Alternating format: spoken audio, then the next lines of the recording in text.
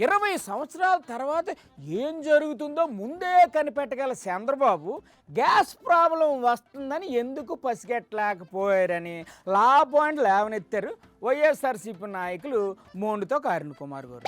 అవును, చాలా valid point కదా. ఓ పాలి ఆయనతో మాట్లాడదాం. నమస్తే అన్న, ఎలా ఉంది ఇప్పుడు ఏపీలో సిచ్యువేషన్? మరి ఇంత విజనరీ కదా చంద్రబాబు నాయుడు గారు. అవును సార్, ఆవులిస్తే పేగులు లెక్కెట్టేస్తాడు ఆయన.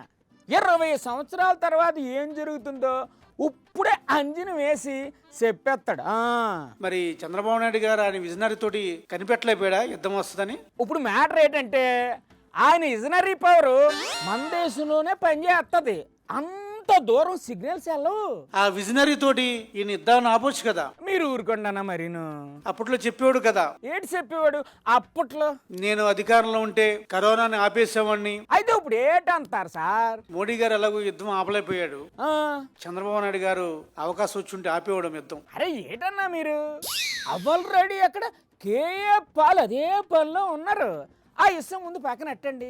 గ్యాస్ దొరకట్లేదని ప్రజలు కంగారు పడిపోతున్నారు. 3 సిలిండర్లు ఇస్తానని అప్పుడు సూపర్ 6 లో చెప్పాడు. ఇచ్చాడా? 3 సిలిండర్లు కాస్త 2 అన్నాడు, 2 కాస్త 1 అన్నాడు. వాయమ్మో, ఇప్పుడు ఆ యుద్ధం పేరు చెప్పి ఈ సిలిండర్ కూడా ఎగ్గొట్టే కార్యక్రమం చేస్తాడు. సంక్షోభాన్ని అవకాశాలుగా మలుసుకోవడం అంటే ఇదే. మరి మీ సూపర్ 6 గాళ్ళ కోసం ఎవరైతే ఉన్నారు కదా, సూపర్ 6 గాళ్ళు. సూపర్ 6 గాళ్ళా?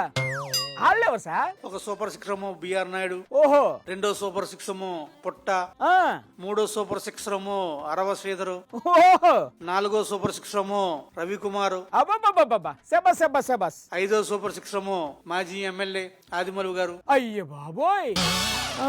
మరి ఇంతకీ 6వ సూపర్ 6 ఎవరు సార్? ఇలా 6వ సూపర్ 6 కిరణ్ రాయరు ఎవరో మొత్తానికి. మహామూల్ టీం కాదుగా, అందరూ మంచి ఆటగాళ్ళనే సెలెక్ట్ చేసుకున్నారు. ఈ సూపర్ 6 లో కొడతానే ఉన్నారు. సూపర్ 6 సూపర్ హిట్ అంటే ఇదన్న మాట.